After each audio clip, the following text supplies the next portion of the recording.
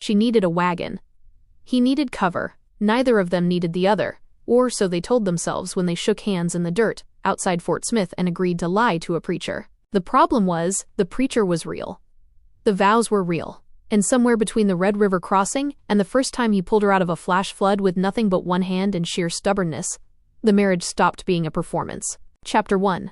The Bargain and the Road. The day Ada Mercer's father was buried, the bank sent a man to the house before the funeral flowers had wilted. She remembered the particular quality of his knock, businesslike, apologetic in that specific way of men who have made peace with doing unpleasant things for a reliable salary.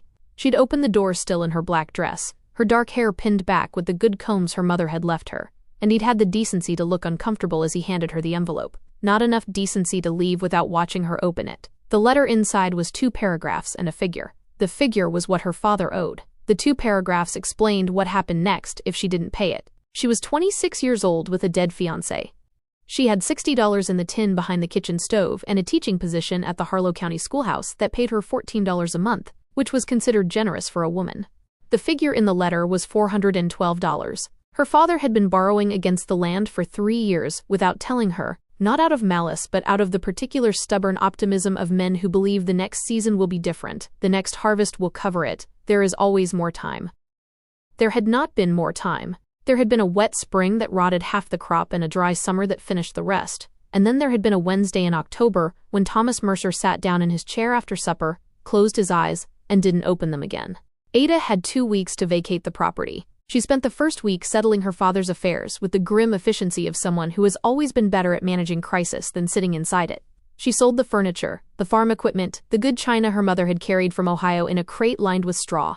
She kept the wagon, the 2 horses, a solid bay mare named Patience, and a younger roan gelding she'd always called Trouble, which had turned out to be accurate, and the rifle her father had taught her to shoot when she was 9 years old, on the logic that a woman alone needed to know how. She kept her books, her winter coat, and the tin, with the remaining $40. Everything else went. The second week she spent reading land circulars, mostly. The federal government was opening the unassigned lands in the Oklahoma Territory to settlement by lottery and land run, 160 acres per claim, free and clear, to any citizen who could stake it and prove it up. 2 million acres of some of the most fertile land on the continent, available to anyone fast enough and brave enough and stubborn enough to get there and hold on. Ada was all 3. She'd spent her entire adult life building something on borrowed ground.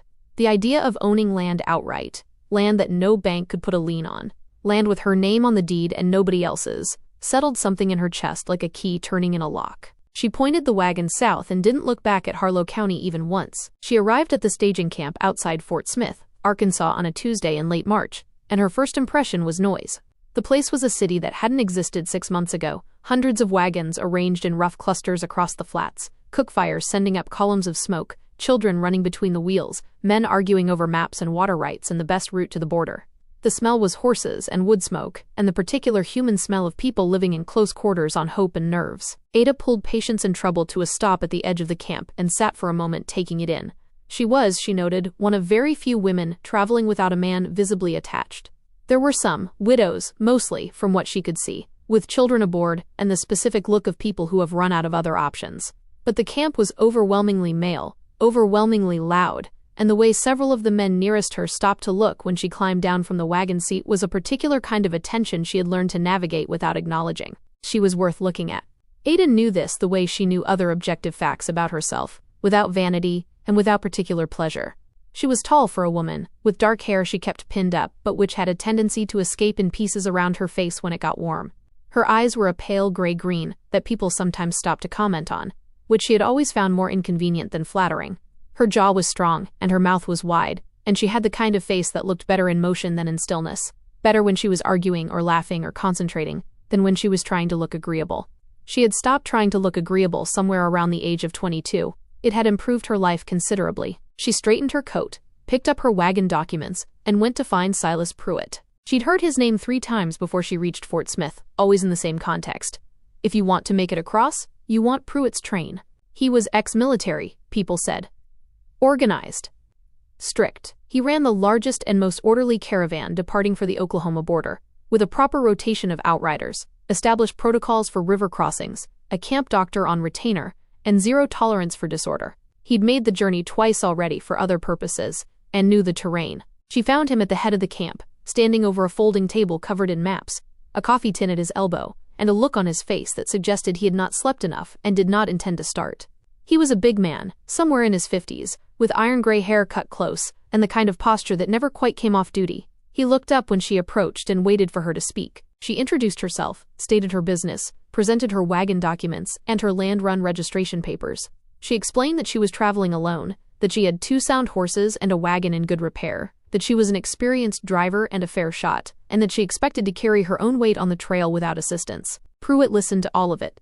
Then he said no. His train was for families. That was not a preference, it was policy, established for the protection of everyone in the party.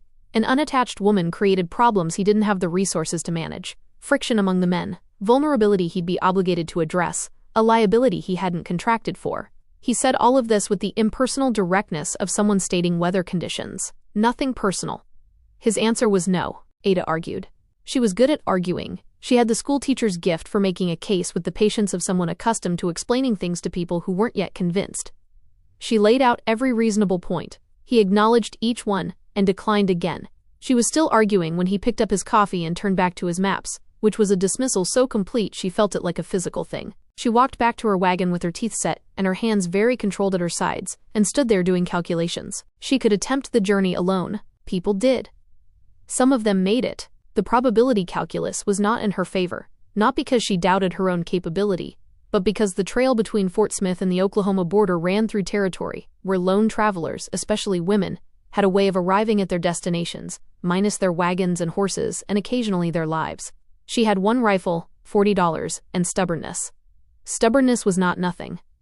It was also not enough. She was still running the numbers when the shadow fell across her. She hadn't heard him approach, which was the first thing she noticed. For a man his size, he moved with an unsettling quiet, not sneaky, exactly, but careful in the way of someone who has learned that being heard before being seen is a disadvantage. He was tall. That was the first thing, and it was an uncomplicated fact.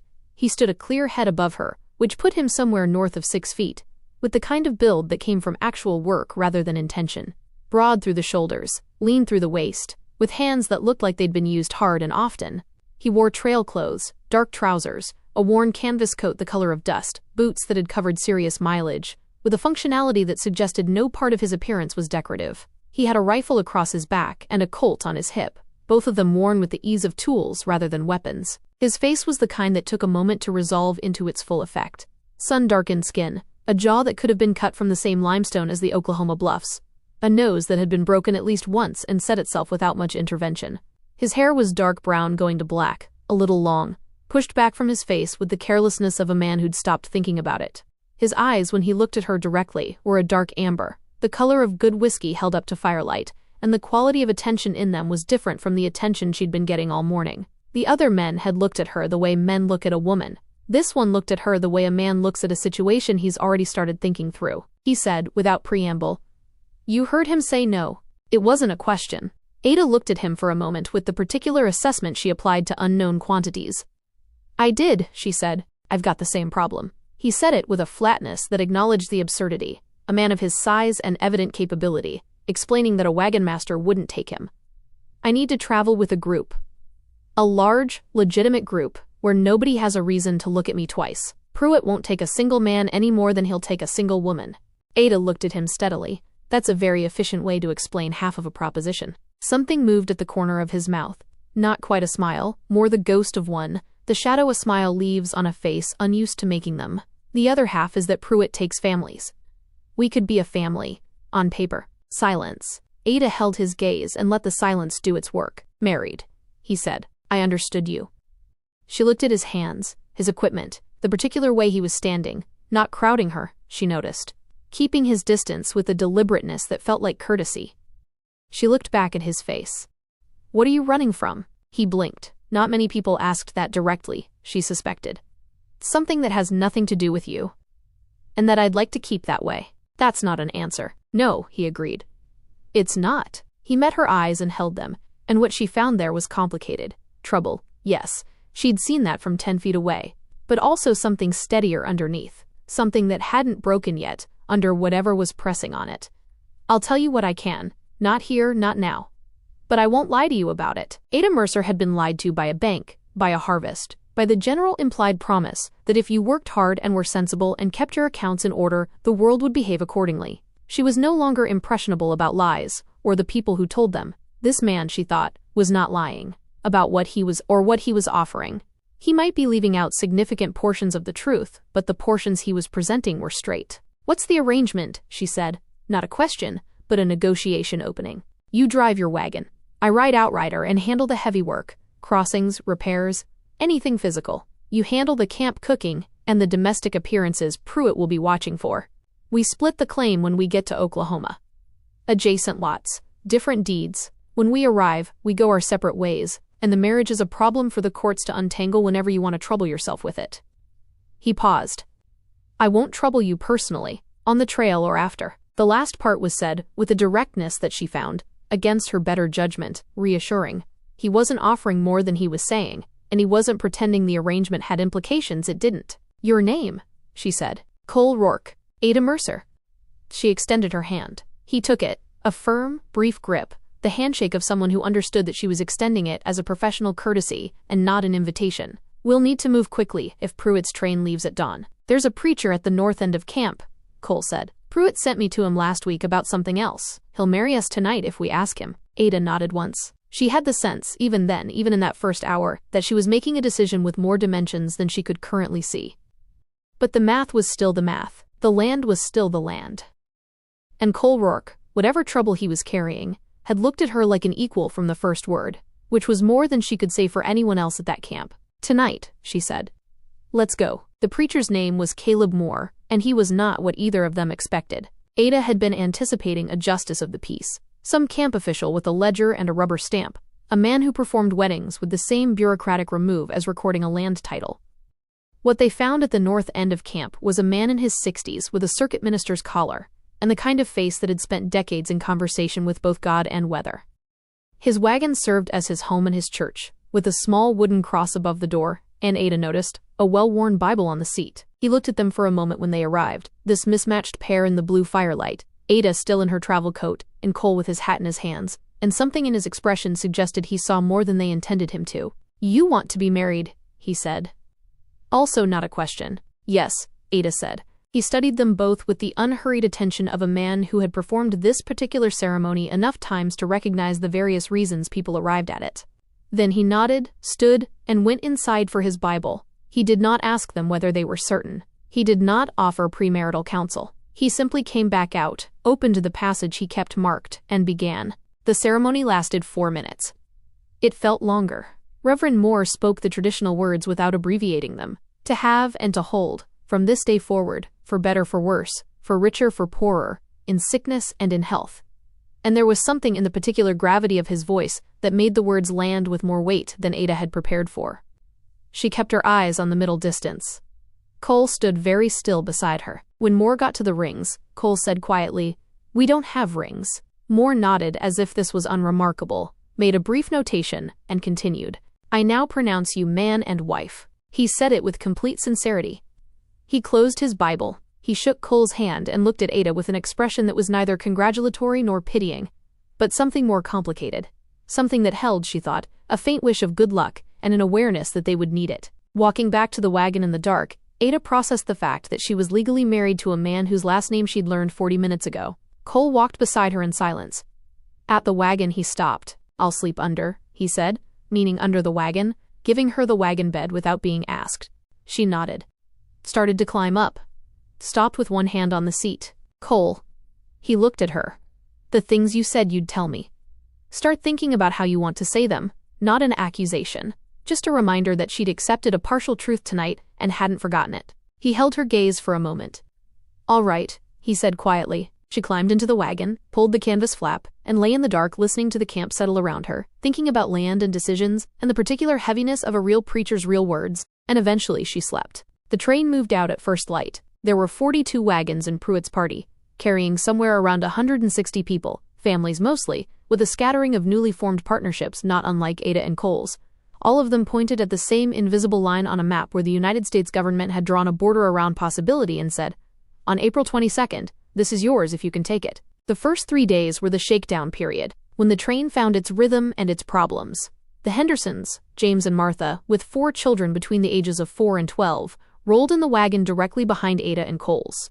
Martha Henderson was a round-faced woman from Indiana with a quick laugh and the gift of making friends inside of 10 minutes, and she attached herself to Ada on the first morning with the warm determination of someone who has decided a thing and sees no reason to delay it. "Your husband is very quiet," Martha observed on day 2, falling into step beside Ada as they walked to spare the horses on an uphill stretch.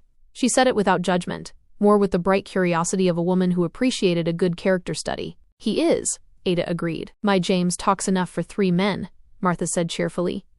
"I always thought I'd want a quiet one. Now I think I'd find it unnerving." Ada glanced ahead to where Cole rode Outrider on the roan he'd acquired in Fort Smith, a big animal, dark and well-muscled, that moved with the same considered efficiency as its rider. He was scanning the terrain as he rode, unhurried and methodical, the way a man does when watching is second nature and not performance. "You get used to it," Ada said, and was surprised to find that she meant it. Cole's usefulness on the trail declared itself quickly, and without fanfare. He was there before he was asked, a harness repaired before Ada noticed it was fraying, a wheel reseated after a bad rut while she was still registering the lurch, water hauled from a creek crossing, and the horses watered and fed with a thoroughness that suggested he thought about their animals the way a careful person thinks about anything that can't advocate for itself. He spoke to the other men on the train with the contained social competence of someone who had learned to be personable as a professional skill, warm enough to be liked, guarded enough to reveal nothing. At night he slept under the wagon. Every night. He never remarked on it, and neither did she, but she noticed, in the way she'd begun noticing things about him, with an attention she was still pretending was purely practical, that he slept light and woke fast, and that on 2 occasions she'd heard him up and moving before dawn, with the quiet efficiency of someone running through a mental inventory of threats. Both times, everything had been fine. She'd lain in the wagon and listened to him settle again, and eventually drifted back to sleep in the particular comfort of knowing someone was paying attention, and told herself that was a reasonable thing to feel, and not a dangerous one. The truth of Cole Rourke came out in pieces over the first 2 weeks, as he'd promised. Not all at once. He was not a man who unburdened himself in monologues, but in increments, offered during the quiet hours after camp was settled and before sleep claimed them, when they'd taken to sitting on the back of the wagon with coffee and the long Oklahoma-facing dark ahead of them. He'd been a U.S. Marshal for 6 years out of Fort Smith, working the Indian Territory. He was good at it. She could tell this not from anything he said but from the way he described the work, with the particular fluency of someone who understood a thing in their bones. He had a gift for reading people and terrain, and the combination of the two that made a lawman either very effective or very famous, and Cole had been effective with no interest in famous. He built a case against Harlan Croy, territorial judge, political appointee, and the most efficiently corrupt man Cole had ever encountered, over 18 months of careful work. Croy had been running a scheme that would have been almost elegant if it hadn't been ruinous, taking bribes from railroad land agents to invalidate the claims of legitimate settlers, most of them families who'd broken ground and built homes on land the railroad wanted for right-of-way. The settlers lost their land. The railroad paid. Croy kept a percentage and maintained the appearance of a functioning court. Cole had 2 witnesses, documentary evidence and testimony ready for the Federal Circuit Court in Kansas City. Then Croy found out. One witness disappeared. The other recanted under pressure, whose precise nature Cole didn't know but could estimate. The documents were seized in a raid on Cole's office that was officially a robbery and unofficially a message. Cole had survived by being somewhere else that night, which made him both lucky and, from Croy's perspective, a continuing problem. "The evidence is still there," Cole told her on the 9th night, his voice even, looking out at the dark. "I have copies. Different location. If I can get to Kansas City and get in front of the right people." He stopped. Started again. "There are people in the federal court who aren't Croy's. Not many, but enough. I just need to make it to them intact." Ada sat with this for a moment. "And the men following us?" Cole's jaw tightened slightly. "Croy wants me quiet before I can testify. He'd rather do it without witnesses, so no guns in camp. But they're patient men. They'll wait for the right moment." She looked at his profile in the dark. That uncompromising jaw, the amber eyes tracking something invisible in the middle distance, the weight he was carrying so quietly that you'd miss it if you weren't paying attention. She was paying attention. "Then we make sure the right moment doesn't come," she said. He looked at her, really looked, the way he did sometimes, when his guard slipped just enough to let through something that was neither polite nor calculated, something that was simply him, undisguised. "Ada," he said, and then stopped, like the sentence had more weight than he'd prepared for. "We made a deal," she said. Even, practical. The way she said everything that mattered. He was quiet for another moment. Then, "Yeah," he said. "We did." He looked back at the dark. She looked at her coffee, both of them carefully not looking at each other, and both of them entirely aware of every inch of space between them on the back of that wagon, and neither of them doing a single thing about it, not yet, not tonight, except sitting in the particular charged silence of people who have stopped pretending they don't feel something and haven't yet decided what to do about it. The fire burned down. The camp went quiet. The Oklahoma Territory waited ahead of them in the dark, patient and enormous, full of untitled land and open sky. Ada climbed into the wagon. Cole went under it. Both of them lay awake for a long time. Chapter 2. The Truth and the Threat. By the end of the second week, Ada had stopped pretending she wasn't watching him. She told herself it was practical. On a wagon train, you watched everyone. The weather, the terrain, the temperament of your horses, the mood of the people around you. Watching Cole Rourke was simply part of managing her circumstances intelligently. She watched the way he assessed a river crossing before anyone else had climbed down from their wagon. She watched the way he handled the roan, firm but never hard, with a patient consistency that the animal had responded to inside of 3 days. She watched the way he spoke to the Henderson children, who had adopted him with the merciless affection children reserve for adults who treat them like small people rather than small problems. She watched, on the 14th morning, as he pulled his shirt off to wash at the creek, before the camp stirred fully. She told herself that was also practical, though the sight of him made the early morning air feel suddenly, inexplicably thick. He was built the way working men are built, not decoratively but completely, every part of him corresponding to some use. His back was a landscape of old decisions. There was a scar along his left shoulder blade that had the clean line of a knife, and another lower down on his ribs that was older and rougher, the kind that comes from something faster than a blade and less forgiving. The muscles of his shoulders shifted like corded rope under sun-darkened skin as he splashed the cold water. He moved with an unself-conscious, raw grace that made Ada's pulse skip a beat. She watched for a few seconds too long, feeling a strange, low heat coil in her stomach, before she found something extremely important to do on the other side of the wagon. Martha Henderson found her there, reorganizing a supply box that didn't need reorganizing, and said nothing. But her smile, when Ada looked up, was the particular smile of a woman who has seen exactly what she thinks she's seen, and is going to enjoy it privately for some time. "Good morning," Ada said, with all the dignity she could locate. "Wonderful morning," Martha agreed pleasantly, her eyes twinkling as she went to start her fire. The Ortiz family camped 2 wagons ahead, Roberto and Catalina, with their teenage son Diego and Catalina's elderly mother, Senora Flores, who sat in the wagon bed wrapped in a shawl regardless of temperature, and watched the passing landscape with the serene attention of someone taking a very long inventory. Roberto Ortiz was a carpenter from San Antonio, with a plan to build houses for the settlers who'd need them, which Ada thought showed both foresight and an admirable understanding of the market. Catalina was small and sharp-tongued, and had taken Ada's measure on the first day with an efficiency that Ada respected. On the 15th evening, Catalina brought a pot of something that smelled extraordinary to Ada's fire, and sat down without being invited, which Ada had also come to respect. "Your husband watches you," Catalina said, in the conversational tone she used for observations of fact. Ada stirred the pot, her face warming from more than just the fire. Most husbands watch their wives. Not like that. Catalina accepted the coffee Ada poured without breaking the thread of her thought. "James Henderson watches Martha like a man watching something he owns. Roberto watches me like a man watching something he's afraid of losing." She paused, her dark eyes narrowing. "Your husband watches you like a man trying to solve a puzzle he wants to put his hands on." Ada looked up despite herself. Across the camp, Cole was helping Roberto and James with a repair on the Henderson wheel. He was crouched beside it, pointing out something in the axle housing, his voice low and carrying the particular patience of a man who is good at explaining things. As if aware of the attention, he glanced over. He found Ada's eyes. He held them for 1 beat, 2, and the intensity in his gaze was so heavy it felt like a physical touch. Then he went back to the wheel. "Eat your supper," Ada said. Her voice came out completely level. She was proud of that. Catalina smiled into her coffee cup and said nothing else about it, which was almost worse. The first real test of what they were to each other came on day 17, at the Canadian River crossing. The river was running higher than Pruett had hoped. A week of rain upstream had put an extra foot of water into it, which turned a manageable ford into something that required every ounce of the trailmaster's authority. Pruett sent the lightest wagons first, establishing the line, and worked through his party in order of weight. Ada and Cole's wagon was mid-train. They'd watched 6 crossings by the time their turn came, watched the water push and drag with the cheerful indifference of a natural force. The Henderson wagon ahead of them made it across, with Martha white-knuckled on the seat and her 4 children unusually silent in the bed behind her. Cole came alongside Ada on the roan as they approached the bank. "The current's stronger right of center," he said, without preamble. "I'll ride upstream of you to break the water." Keep patience moving. If she stalls in the middle, the wagon will turn. Don't let her stall. I know how to drive a wagon across a river, Ada said, though her heart was drumming against her ribs. I know you do. No condescension in it. Just acknowledgement. I'm telling you the specific problem with this one. She looked at him for a moment, recalibrated, and nodded. Right of center. Don't let patience stall. If something goes wrong, nothing will go wrong. Cole looked at her with those amber eyes that had stopped being unreadable to her.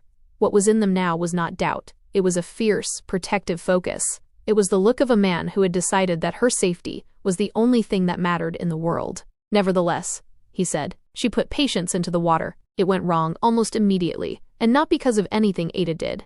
Trouble, the roan gelding on the right trace, had been managing a low-grade anxiety about river crossings that chose this particular moment to become acute. He hit the current, felt it push, and made an executive decision to object. He didn't bolt. Cole's prior work with the horses had taken the edge off the worst of it, but he balked and half-turned. The wagon lurched into exactly the sideways angle they had been warned against. Ada felt the shift and called sharply to patience, trying to compensate. It bought her 4 seconds. The current, uninterested in her 4 seconds, hit the wagon sideways and pushed hard. Cole was already moving. He came off the roan in the water with a decision that looked instantaneous. He got to Trouble's head, got a hand in the halter, and put his body between the panicking horse and the current, with the simple brute physics of a determined obstacle. He was chest-deep in the river, and the water was freezing. She could see it in the hard set of his jaw and the way his wet shirt clung to the powerful lines of his chest and arms. He didn't say anything to Trouble, just held on with both hands and let the animal feel the absolute, unshakable steadiness of him. It took 90 seconds that felt like an eternity. Finally, Trouble settled, patience found her footing, and the wagon came across the rest of the way moving true. On the far bank, Ada set the brake and sat for a moment with her hands in her lap, breathing hard. Cole came out of the river soaking to the collar, water streaming from his clothes, emphasizing every muscle in his thighs and torso. He checked the horses before he looked at her. Then his eyes met hers, dark and burning with adrenaline. Trouble, she said, because she had to say something to break the tension. Trouble, he agreed. There was a filament of humor in it, dry and quiet. She climbed down from the wagon and stood in front of him. He was a full head taller and dripping on the Oklahoma clay. He smelled like cold river water and damp wool and something primal and male. She put her hand against his jaw briefly. His skin was cold, his stubble rough against her palm, but she felt the heat radiating from him. He held himself very still, his breath hitching just slightly at her touch. She took her hand away before the air between them caught fire. Thank you, she said. You had it. I had 4 seconds. You were using them well. He held her gaze for a moment longer, his eyes dropping to her mouth before snapping back up. Then he went to see to the horses, and Ada went to find dry matches for the fire. That evening, when the camp settled and they sat on the back of the wagon with their coffee, Cole sat closer than he ever had. His thigh was pressed firmly against hers, the heat of his body soaking through her skirts. It was a heavy, deliberate contact. Ada didn't move away. She leaned into him, just a fraction, and felt his shoulder settle against hers. His name came up for the first time on day 19. They were camped in a shallow valley that funneled the wind and made voices carry farther than people intended. Ada was returning from the Ortiz fire with a borrowed tin of salt when she heard it. 2 men she didn't know were talking in the gap between their wagon and the next. Rourke, the name, and then a description that matched Cole precisely. Height, coloring, the scar on his shoulder, the colt on his left hip. Then a question, you seen him? And the response, saw him earlier. Married one. Dark-haired woman, gray eyes. Traveling together, Ada walked back to their wagon at the same pace she'd left it. She set down the tin of salt and waited until Cole looked up from the harness he was mending. 2 men, she said quietly, between the Kellerman's wagon and the supply cart. They know your name and your description. They know mine. Cole set down the harness. His face went through nothing visible, but his eyes turned predatory. A mental door closed on whatever he'd been thinking about before this. He stood up, his presence suddenly massive and dangerous in the twilight. Stay here, he said. No, she said pleasantly. He looked at her and saw the fire in her expression.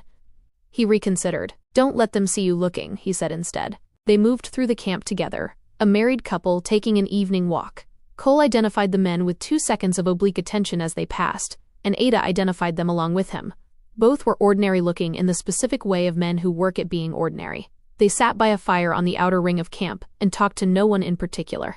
Back at the wagon, in the low voice of the traveling confessional, Cole told her the rest. He'd known since day 3. He had seen the second man's horse first, a particular brand that Cole recognized from a livery in Muskogee that Croy's people used, and then the man himself. Two men, patient, waiting for an opportunity that hadn't presented itself while the train was tight and moving. "Why didn't you tell me?" Ada said. Her voice was flat and even, demanding the truth. Cole was quiet for a moment. "I was deciding how much trouble I'd already brought you." "That wasn't your decision to make," she said. "I made a deal with full knowledge that you were carrying something. I didn't agree to be managed around it." Another silence. He looked at his hands, and then at her. "You're right," he said. Simple and direct. Ada held his gaze. "Tell me the rest of it. All of it. And then we'll figure out what we're doing." So he did. Not in pieces this time, but whole. The 18 months of case building, the witnesses, the documents, the raid, the man who'd been killed. He told her about the copies he was carrying, sewn into the lining of a saddlebag, and the name of the federal judge in Kansas City who wasn't Croy's. He told her what Croy's men would do if they got him alone, and what they'd need to do about Ada after, because she was a witness now too. Ada sat through all of it the way she sat through hard weather, present and steady. She didn't flinch. When he finished, she said, "The documents in the saddlebag. Are they safe where they are?" "Yes." "And the federal judge? You have his name, his address, and how to reach him?" "Yes." "Then the priority is getting you to Kansas City intact." She said it with the practicality of a woman planning a survival strategy. "These two men aren't going to act while we're surrounded by 42 wagons and a trailmaster who used to be Army. They're waiting for us to be isolated. So we don't get isolated." She paused. "We should tell Pruett." Cole was quiet. "Cole, I don't know what Pruett's relationship with Croy is." Ada thought about the way Pruett had looked at Cole when they'd joined the train. She thought about what she'd heard from other people about Pruett's history. "Tell him," she said. "I think he'll surprise you." Cole looked at her for a long moment. The firelight moved over his face, catching the amber of his eyes. He looked at her with a raw intensity that made her skin tingle. "All right," he said. They sat in the quiet for a moment after that. The camp sounds moved around them. "Ada." His voice was different now. It was deep, rough, stripped of the tactical. She looked at him. "If this goes badly, it won't. But if it does, Cole." She said his name the way she'd said it at the river, quiet and meaning more than one thing. "I knew what I was agreeing to. I don't regret it." She held his gaze. "Do you?" Something moved through his expression that she'd begun to recognize. He looked at her mouth for one unguarded second, his gaze heavy with a hunger he could no longer hide. He leaned in, his face inches from hers. "No," he said, his voice a low growl of certainty. "I don't." The fire popped. Somewhere in the dark, an owl called once and went silent. Ada was hyper-aware of exactly how close they were sitting. His arm was a solid weight against hers. The scent of him was everywhere. The distance they'd been maintaining so carefully had quietly ceased to exist. She should move. That would be the sensible thing. But as he leaned closer, the heat between them was overwhelming. "We should sleep," she said finally, though her voice lacked its usual conviction. "Yeah," Cole said. He didn't move for another moment, his gaze locked on her lips as if he were memorizing them. Then he dropped off the back of the wagon and turned to offer a hand down. She took it, and he pulled her slightly too close as she landed. For a heartbeat, she was pressed against the hard planes of his chest. His grip was firm, lingering on her waist for a second longer than necessary. "Good night, Ada." "Good night." She climbed into the wagon, her skin feeling flushed and overly sensitive. He went under it. She lay in the dark and listened to him settle beneath her, the thin floorboards of the wagon doing nothing to dampen the awareness of his presence. She stared at the canvas overhead, her heart racing, and eventually she slept. The conversation with Pruett happened the following morning, early, before the train moved out. Cole had been right to hesitate, but Ada had been right too. Pruett listened to the whole account with the expression of a man hearing confirmation of a suspicion. When Cole finished, Pruett looked out at the camp. "Harlan Croy," he said. "Just the name." "You know him," Cole said. "I know what he did to a family in Muskogee County in '86. Pruett's voice was level, but hard. "Settler family. 3 kids. Lost their land on a paperwork irregularity that wasn't an irregularity at all." He paused. "I couldn't prove it then." Cole reached into his coat and laid the folded papers on the table. "You can now," he said. "If I can get to Kansas City." Pruett looked at the papers, and then at Cole. He looked briefly at Ada, who stood her ground beside him. Pruett picked up the papers. "You'll make it to Kansas City," he said. "Both of you." "I'll see to that personally." He handed the papers back to Cole. "In the meantime, those 2 men at the back of my train are going to find the next 100 miles very uncomfortable." He said it with the impersonal efficiency of a soldier. Cole extended his hand. Pruett shook it. Walking back to the wagon, Cole seemed lighter. Ada walked beside him, and when they reached the wagon, he stopped and looked at her. The air between them was still charged from the night before. "You were right," he said. "I usually am," she said. "You'll adjust to it." The ghost of that smile appeared again, making his eyes soften in a way that made her breath hitch. She climbed up to the wagon seat. He swung onto the roan. The train lurched forward. 42 wagons pointed at Oklahoma. Ahead of them the land stretched out enormous and golden, and while the road was dangerous, neither of them looked away. Chapter 3.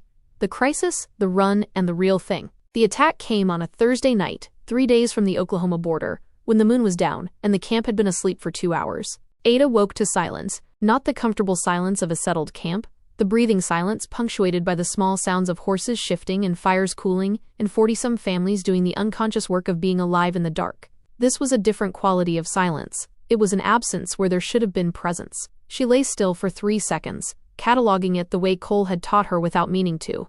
Taught her simply by doing it himself, by being a man whose first response to wrongness was stillness and assessment rather than noise. The horses. She couldn't hear patience. She was out of the wagon in 12 seconds, rifle in hand, her bare feet hitting the ground without sound.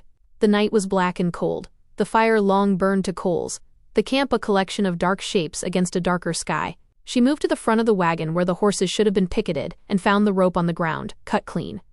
Both animals were gone. Behind her, from under the wagon, there was nothing. She crouched low, her heart hammering against her ribs. Cole wasn't there. The cold that moved through her then had nothing to do with the night air. It was a sharp, jagged terror. She straightened, controlled her breathing, and looked at the outer dark beyond the camp perimeter, with the specific attention of someone listening past what they can see. 30 feet out. Maybe 40. Movement, low and deliberate. 2 shapes moving away from the camp toward the remuda line, where the train's horses were kept collectively overnight. If they spooked the remuda, the train lost half a day rounding animals up. If they had killed Cole in the dark. Ada raised the rifle and fired once into the air. The sound was enormous in the sleeping dark. The camp detonated. Men's voices, boots hitting ground, the particular controlled chaos of people trained by 3 weeks on the trail to come upright and armed at the first wrong sound. Lanterns flared. Pruett's voice cut through everything else, sharp and carrying, directing the outriders to the perimeter. The 2 shapes at the edge of the dark stopped moving. Then, understanding that the mathematics had changed entirely, they started running. They didn't get far. Pruett's outriders were mounted inside 90 seconds, a fact that Ada suspected was not accidental, that Pruett had arranged with exactly this possibility in mind. The 2 men were run down before they reached their own horses, which were picketed a quarter-mile out in the dark and suddenly much too far away. Ada stood by the wagon with the rifle across her forearm and watched it happen. She kept her breathing even, and her hands steady right up until the moment Pruett's men had both figures on the ground, and she heard Cole's voice somewhere in the dark, calm and identifying himself to the outriders. Something in her chest that had been locked very tight for approximately 4 minutes, let go all at once. She sat down on the wagon step. The rifle lay across her knees. The cold came up through her boots from the Oklahoma clay. That was when the shaking started. It wasn't much, but she'd felt it before, the particular physical reckoning that the body presents after the mind has spent itself holding everything together through will alone. Her hands went first, then her arms, a fine trembling that had nothing to do with cold, and everything to do with the 4 minutes she'd stood in the dark, calculating whether Cole was already dead. She was still sitting there when he came around the side of the wagon. He stopped when he saw her. He took in the rifle, the shaking hands, and her face in the dim coals light. He crossed to her without a word. He sat beside her on the wagon step, his body a solid, radiating source of heat against hers. He said nothing. He did nothing except be there, present and warm and alive, while the camp noise moved around them and the shaking worked itself out of her in its own time. She didn't apologize for it. He didn't acknowledge it. That was exactly right, and they both understood it. When her hands steadied, she looked at him. He had a cut above his left eye, shallow and already clotting. His coat was dirty at the knees, like he'd gone down hard on the ground. She reached up without thinking and touched the cut with 2 fingers. His jaw tightened, and he leaned into her touch, his breath catching. "Where were you?" she said. Her voice was a quiet whisper. "I heard them before you did. Went out the other side to come around behind."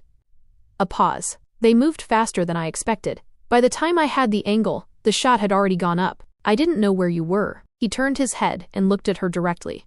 In the low red light of the cooling fire, his eyes were dark and burning, with an intensity that made her skin tingle. I know, he said. I'm sorry. It was not a small thing, coming from him. She understood that by now. He was a man who didn't say things he didn't mean, which made the words land with the weight of something considered. Her hand was still at the side of his face. She became aware of this at the same moment he did, and neither of them moved. His skin was hot despite the night air, and the friction of his stubble against her fingertips sent a jolt of electricity down her spine. Ada. Her name in his mouth was low and rough, carrying a hunger he wasn't trying to hide anymore. Pruett's gonna want to talk to us, she said, though she didn't move an inch. In a few minutes, Cole said. He didn't look away. His gaze dropped to her lips, heavy and focused. Cole. In a few minutes, he said again.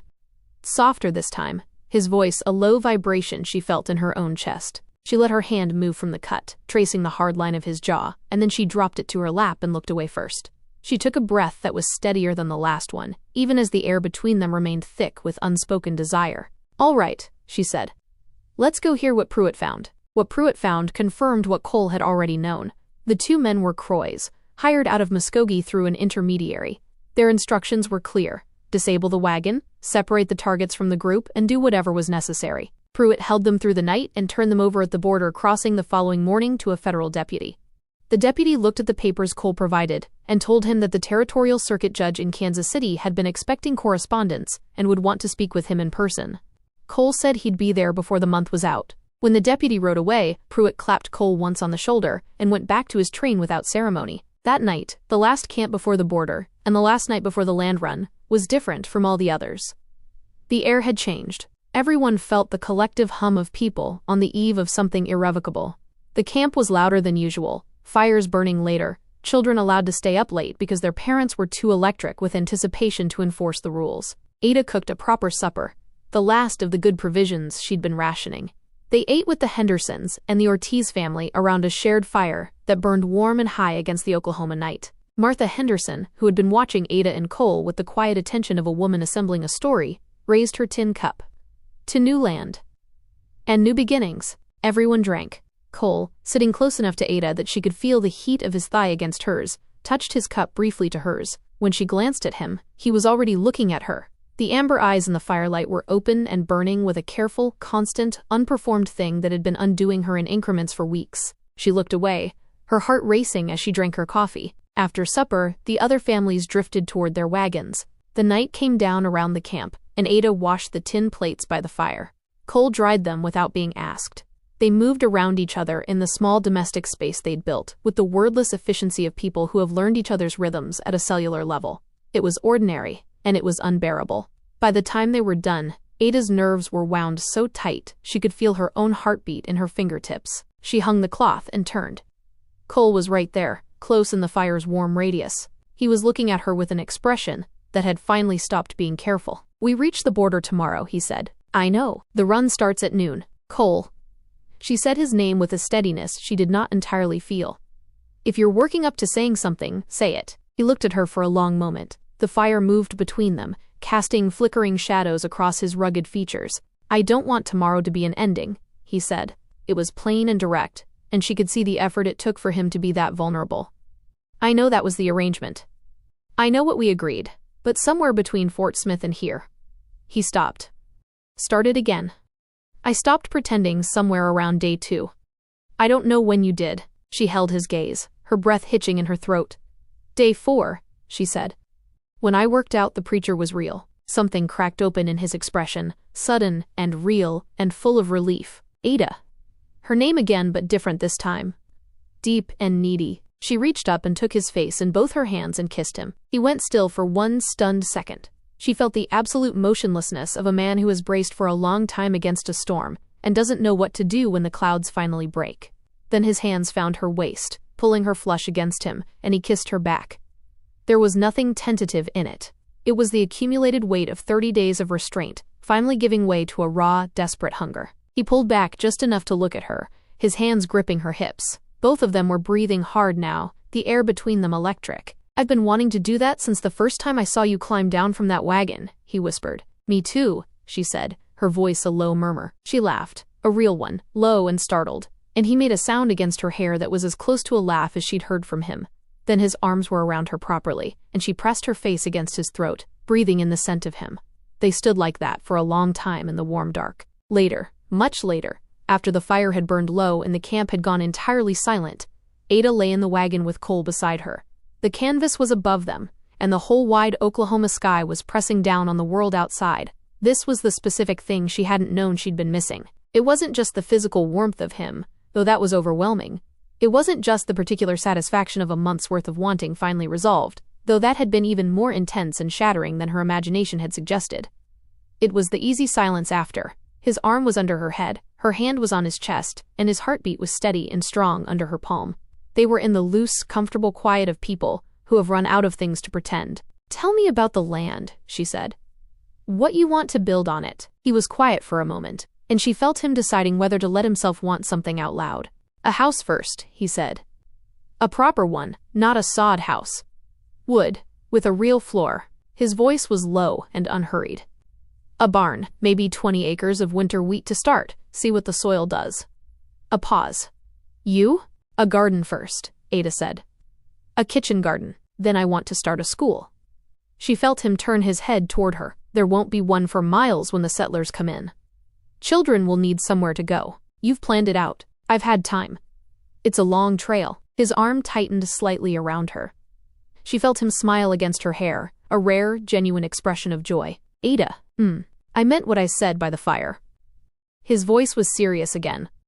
"I'm not interested in adjacent claims. I'm not interested in the arrangement we made in Fort Smith." His hand moved against her hair, slow and deliberate. "I want to file together. I want the same deed with both our names on it." A pause. "I want to stay married." She was quiet for a moment. She wasn't hesitating. She was thinking, and he had learned to tell the difference. "You have to go to Kansas City," she said. "After the run, yes. That could take months. Croy has lawyers." "He does. It could be dangerous." "It could be." His voice was even. "I'm not going to lie to you about that." She turned her head and looked at him in the dark. This man had shaken her hand in the dirt and proposed a business negotiation, then proceeded to become the person she trusted most in the world. "Then I'll go with you," she said. He looked at her. "Ada, the land will keep. We can file and leave someone to hold it. Roberto Ortiz would do it. He owes us for the axle work." She held his gaze steadily. "You're not walking into a federal court in Kansas City alone with Croy's lawyers waiting on the other side. That's not a negotiation." He stared at her for a long moment, then shook his head slightly. "Stubborn," he said. "Relentless. Unreasonable. You've known that since Fort Smith." "I know." Something in his voice was warm and exasperated, and entirely without reservation. "God help me, I know." She settled back against him. He pulled her closer, his hand resting possessively on her hip, and she let him. Outside, the wind moved through the grass, and the whole of the Oklahoma Territory waited. The land run began at noon on a Tuesday in April, with a single gunshot that cracked across the prairie like the world splitting open. There was no describing the sound of 10,000 people and animals surging forward at once, the roar of it and the physical pressure of collective want moving across open ground. The earth shook. Ada felt it through the wagon seat and through the soles of her boots. She drove. Both hands were on the reins. Patience and Trouble were moving at a full run across the Oklahoma grass. Trouble was steadier than he'd ever been, as if he understood finally what was required of him. The wagon rattled, and around her the whole impossible spectacle unfolded. Wagons and riders and men on foot. Cole was ahead on the roan. He'd gone early and fast, reading the land methodically. She watched him crest a low rise and pull up. He turned back toward her, standing in the stirrups, and even at that distance, she saw the moment he found her.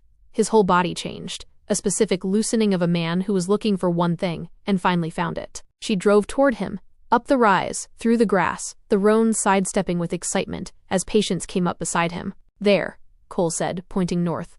A section of land unfolded below them, elevated ground, good drainage, and a line of trees that meant water. The grass was thick and unbroken, and the sky above it was the enormous Oklahoma blue Ada had been dreaming about. She looked at it for one long moment, and felt something settle in her chest. "Go," she said. He went. By late afternoon, the stakes were in the ground, and the claims were filed. Cole found her on their land, standing at the edge of the high ground and looking north. Her hair was down from its pins, flowing in the wind. He came up beside her and stood close enough that their arms touched. They looked out at 160 acres, with both their names on the paper. "It's real," she said. "It's real." He looked at her. The amber eyes in the late afternoon light were open and raw. He reached into his coat and produced a small thing, a strip of leather twisted into a circle. He held it between them. "Not a ring," he said. "Not yet. I'll get you a real one in Kansas City." He paused. "I just wanted you to have something." She looked at the small, twisted circle of leather in his palm and felt something move through her that was enormous and quiet at the same time. She held out her left hand. He slid it onto her finger. It fit imperfectly and held anyway. She looked up at him. "We were married by a real preacher," she said. "I worked that out around day 4. The corner of his mouth lifted. "So you've mentioned." "I was waiting," she said, "to see if you'd catch up." He laughed, fully and freely, the sound of it new and real. Then his hands were on her face, and he kissed her the way the land run had felt from the inside, enormous and committed, and impossible to stop. Behind them, the Oklahoma sun was going down in burnt orange and deep rose. It laid itself across 160 acres of high ground that belonged to Cole and Ada Rourke, legal and legitimate and entirely their own. She pulled back and looked at him. The leather ring was on her finger. "Kansas City first," she said. "Kansas City first," he agreed. "Then we come back here and build something." His hands were warm at her face, his thumbs tracing the line of her cheekbones. "Something that lasts," he said. She leaned into him. His arms came around her, and she felt the solid reality of him. She had the land.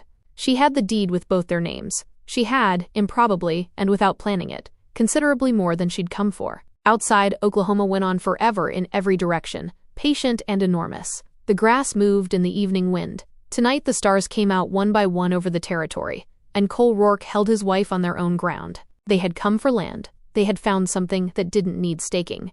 Thank you so much for following Ada and Cole's journey into the heart of the Oklahoma Territory. If you enjoyed this story of grit, passion, and the untamed frontier, make sure to like the video and leave a comment below with your favorite moment. Don't forget to subscribe to the channel and hit that notification bell so you never miss a new narrative from LC Luna. Your support helps keep these stories alive.